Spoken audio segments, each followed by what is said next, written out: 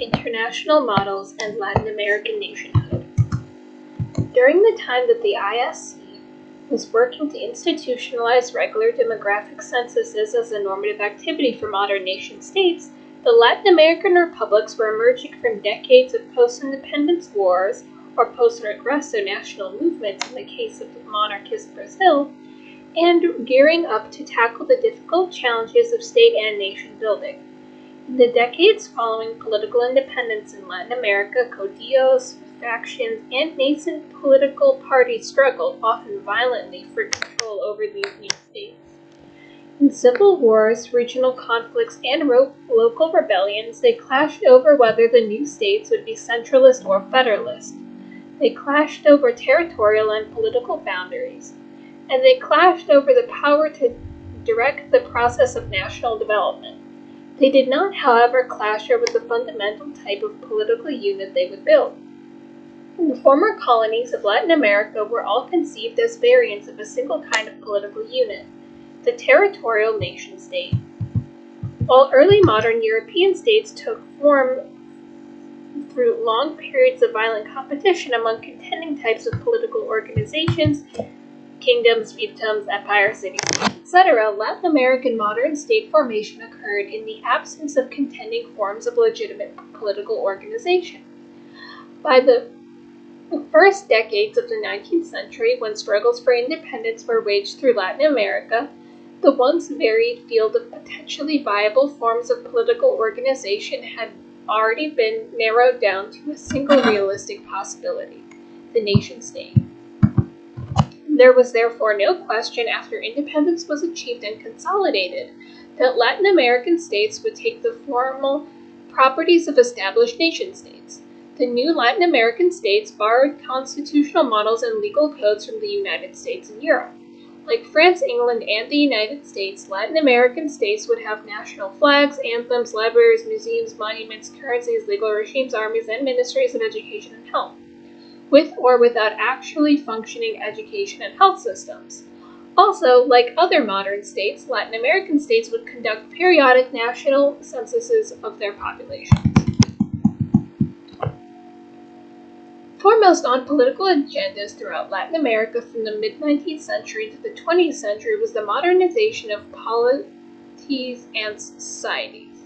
In the final decades of the 19th century and leading up to World War I, Latin American elites often envisioned their societies developing into extensions of Western European civilization. From Argentina to Mexico, political leaders and individual elites dreamed of turning their respective patrias into card-holding members of the international community of civilized nations. To increase their chances of acceptance as members of the club, Latin American state builders took pains to make their states look like already recognized members. They sought to build states that did and were seen doing the things that modern states were expected to do. Thus, many efforts at modernization in Latin America entailed the emulation and adaptation of what we see as the legitimate institutional forms and practices of modern nation-states. In this context, Western European countries and the United States served as models for everything from the design of official buildings to criminal codes to the organization and uniforms of armed forces. Census taking was one among several state practices whose development in Latin America was so strongly influenced by external models of the modern. Along with so many other forms, imported prescriptions for nation building, Latin American elites accepted the recently crystallized international norm calling on modern states to take modern demographic censuses. Adopting the modern census in Latin America. The idea of conducting censuses of the population was obviously not itself a foreign import to Latin America. Spanish and Portuguese imperial states conducted targeted counts of colonial subjects from the onset of colonization of the Americas, and their enumerative efforts became more expansive and encompassing over time. By the late 18th century, colonial censuses in the Americas aimed for full coverage of territorial delimited populations, approximating key features of what would become the modern census model. Such grandiose enumerative ambitions mostly receded with the War of Independence in Spanish Latin America. But once the dust had settled, projects to count population emerged again, initially in the cities or at a provincial level. Census taking took on new significance in the context of independent Latin America. Through early national censuses drew on the particular experiences of enumerative endeavors from years of colonial rule. In several key respects, they were a different kind of enterprise than most colonial enumerations. From special purpose, instrumental mechanisms for identifying and extracting resources from specific racially definitive subjects, censuses became general-purpose efforts to take stock of national conditions and to assess the characteristics of anonymous individuals to get a picture on the population as a whole. Accompanying the shift in purpose, the content and coverage of censuses also changed, from tailored counts of particular segments of the population to generic information gathering about the entire population. The method of data collection also shifted, at least in theory, from involuntary extraction of individual information by religious and secular authorities to its voluntary provisions to specifically trained citizen equals. And the final result of these censuses, in turn, were reconceived as public patrimony rather than state secret. The first post-independence census-taking initiatives were prompted by the political and resource needs of new governments. Early efforts to take population censuses were also tied to new electoral laws. Population counts were needed to determine the number of representatives to be elected to provincial legislature or Congress. Towards this end, Chile attempted a census as early as 1813 before independence was consolidated, and with limited success. Gran Colombia, which at the time included Ecuador, Venezuela, and modern-day Panama, took a census in 1825 that aimed to establish baseline counts for population representation. Officials also sought to determine size and depth of their tax base, with an eye to undertaking infrastructure development projects and supporting incipient bureaucratic growth. The task of enumerating newly national citizenries presented enormous challenges for independent Latin American states. They lacked the requisite stateness, both material and symbolic, to accomplish such a logistic feat. The independence wars wrought havoc and destruction through much of the region, severely undermining already limited state capacities. The bureaucratic infrastructure of most of the new Republican states did not reach far beyond capital and secondary cities. In Imperial Brazil, officials based in the capital city of Rio de Janeiro referred to the entire rest of the enormous country as the interior. Vast territories of the continent were nominally part of new nation-states, but in practice they were effectively stateless. Reliable means of transportation, communication, and coordinated administration across and between population centers were almost completely lacking, and with them the capacity to even envision undertaking a simultaneous population count on a nationwide scale.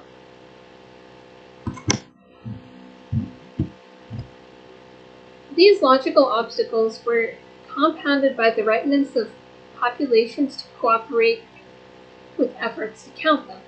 The colonial experience made Latin America's new citizens wary of census takers' aims, a fact that is lamented in official government reports from the period. For example, a Colombian official reported on the 1825 census explaining that residents tried to avoid being enumerated because many of them believed that the purpose of the census was to demand contributions as taxes and conscript recruits. During the first part of the 19th century, census-taking capacity at the local or provincial levels was outpaced by central states' capacities to orchestrate a census. This was certainly the case in Federalist Brazil, where provincial governments in Sao Paulo, Rio de Janeiro, and Minas Gerais took the lead in developing local census-taking capacities long before the central government had either the vision or resources to attempt to do so on a national scale.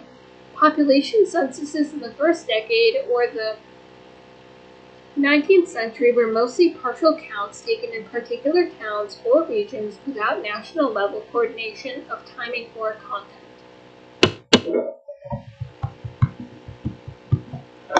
From the mid-19th century, however, when Quetelet organized the first meeting of the ISC and a single legitimate model crystallized for taking a modern national census, piecemeal population counts conducted in any old way simply would no longer do.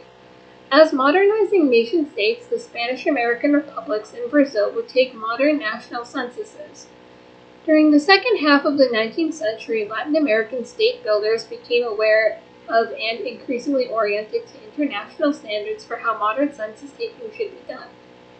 There is ample evidence of the central message promulgating first by the ISC and subsequently by the ISI that statistics was the science of progress, which no modernizing state could do without, resonated with Latin America's state builders in this period. One indicator of this resonance is the proliferation of states' agencies dedicated to taking national censuses in the name of national progress. At mid-century, several Latin American countries had statistical offices in key provinces, and some had ad hoc national statistical committees. At its first meeting in 1853, the ISC recommended that every state establish a central statistics agency charged with the regularized production of official demographic statistics. In the wake of this recommendation, the diverse organizational arrangements for collective official statistics across Latin American countries gradually converged around a single institutional form, a national statistics agency under the control of the central state. The one clear exception to this pattern provides the rule. Chile's precocious establishment of a National Statistics Office in 1847 owed to a recommendation made by a French scientist hired by the government to create scientific description of the country in the 1840s. The recommendation made to Chile's government by the French scientists anticipated the recommendation made more broadly a few years later by the group of European scientists who compromised the ISC. Table 13.1 represents the dates that national statistical agencies were established in the late 19 Latin American countries under analysis. Evident that Latin American state builders embraced the idea that statistics was the science of universal progress, and that censuses were necessarily and noble activities of modern states, also abounds the public rhetoric of the nascent statistical agencies and their supporters. Illustratively, in the wake of a violent uprising in 1851 that forestalled the first general census of Brazil for 2 decades, an editorial clamored, "All the civilized countries proceed in this matter. The government in Brazil could not help but do the same." The editorial insisted that census taking was a prerequisite for inclusion in the Club of Civilized Nations, a view that came to be widely shared by Latin American political elites by the second half of the 19th century, as the introduction to the 1896 Argentine census proclaimed. The most advanced of ancient pueblos, upon arriving at a certain level of civilization, relied on censuses as a crucial resource of government. Clearly, explained the introduction to Uruguay's 1896 census taking was an activity whose transcendence and importance everyone knows.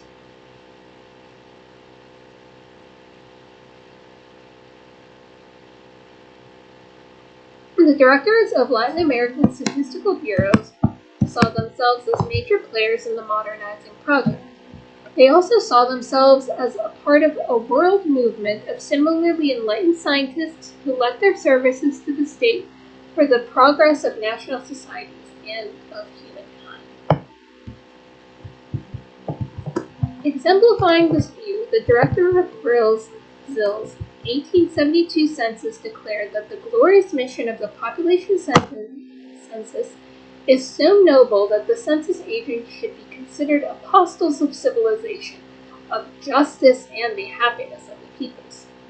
Censuses not only promoted progress, they signified it, as they were seen as markers of modern nationhood. Revealing the symbolic significance of early national censuses, the presentation of census results evinced a clear orientation towards an international audience. The reports, typically published in decorative leather tomes, devoted many pages to presentation and analysis of comparative statistics that ranked counties of Europe and the Americas according to internationally recognized indicators of progress and civilization. The Second National Census of Argentina in 1895, for instance, included tables and graphics that reported that Argentina was the fastest growing nation in Europe or the Americas. Brazil's first national census, to take another example, reported the number of schools and the number of students per capita, counting only the free population, in comparison to 9 European counties and the United States. Brazil's poor showing in this ranking bolstered an appeal for government investment in public education. The publication of carefully selected comparative statistics was a common practice in censuses throughout this region. While highlighting particular strengths of a given nation, such comparative tables simultaneously affirmed that Latin American nations were directly comparable to those of Europe, transforming them into objective, abstract things, modern, civilized nation-states of the same basic kind. By successfully conducting a modern national census and publishing the results, Latin American census agencies positioned their respective nations as directly comparable to, and thus categorically equivalent to, the civilized nations of Western Europe. Viewed in hindsight, it appears that this symbolic function of Latin America's early censuses was often as important as their intended pragmatic functions at the time. Indeed, as the 19th century wore on, the ability of Latin American states to collect basic data from their entire populations and make the results usable for policy purposes remains very uneven. When states did manage to overcome logistic hurdles and gather significant numbers of census returns, the modest staff of central statistics agencies often lacked the resources or capacities to do much with the piles and piles of census forms returned by enumerators. The absence of basic technologies that would later mechanize the processes of census returns means that generating even the most basic summary statistics was an extraordinary time and labor-intensive endeavor. Directors of early national censuses frequently disavowed the thoroughness or reliability of the final results, complaining of inadequate resources or lack of cooperation from the populace, even as they trumped the census as a great accomplishment and reported the results as if they were not political functions. Notwithstanding these practical limitations, however, census officials touted their faith that statistical knowledge would contribute to the development and consolidation of modern nation-states, as European proponents of the new statistical science promised they would. Implementing the international model.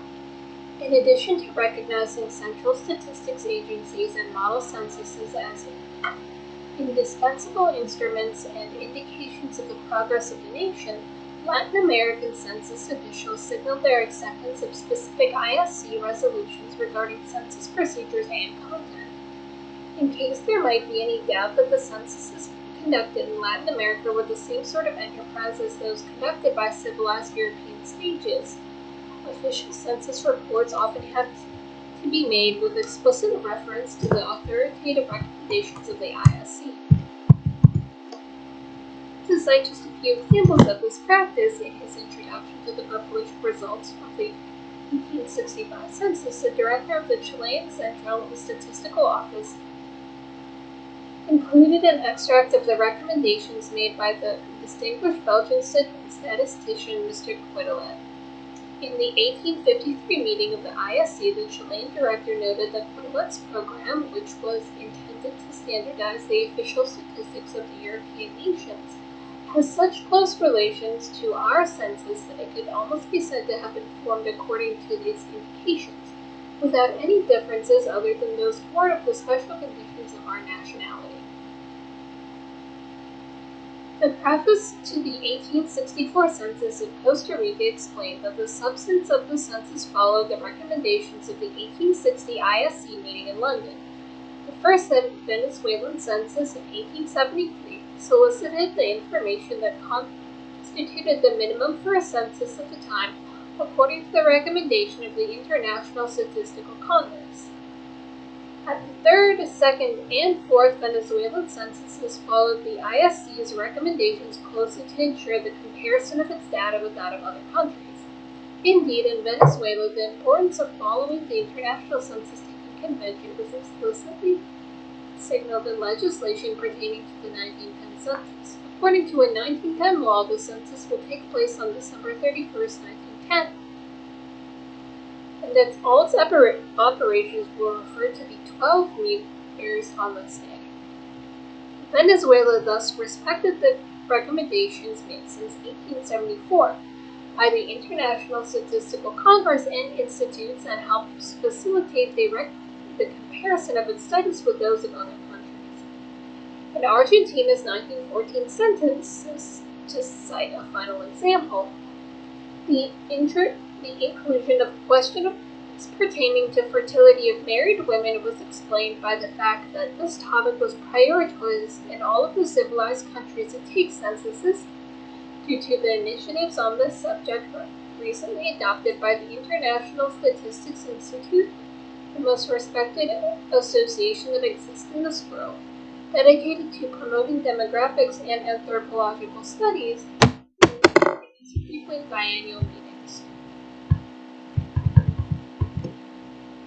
How did Latin American census officials learn of ISC recommendations?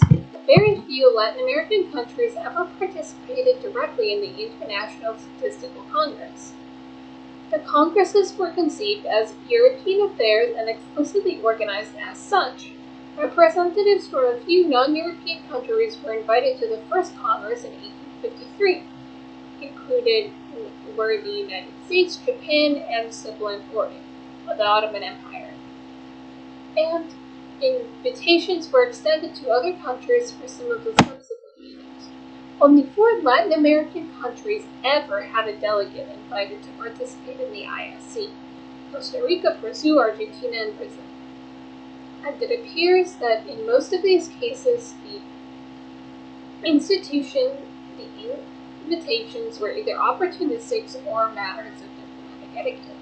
Such was the case for Argentine-Italian businessmen who happened to be in Italy at the time of the 1867 meeting, for example, or the Brazilian minister in London in 1860.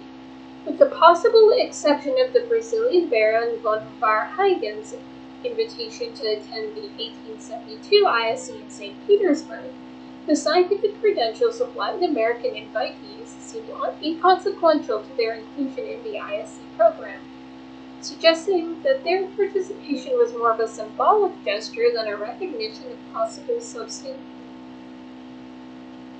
substantive contribution to the discussion. Published proceedings from the Congress suggested little Latin American influence on the substantive discussions. Table 3.2 provides an overview of official Latin American participation in the ISC.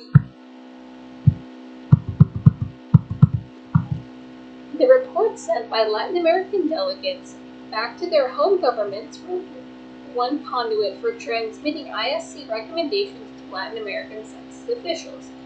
Thus, for example, Varheygen sent a report on the 1872 meeting to the director of Brazil, Director Rivera de Estatica, that summarized the highlights of the Congress. Brazilian consuls in Europe also helped the DGE get up to date, offering secure important publications to the field of statistics on the DGE's behalf, responding to inquiries sent from the Brazilian consuls in Prussian and Rotterdam about the topics that would be most important to the DPP.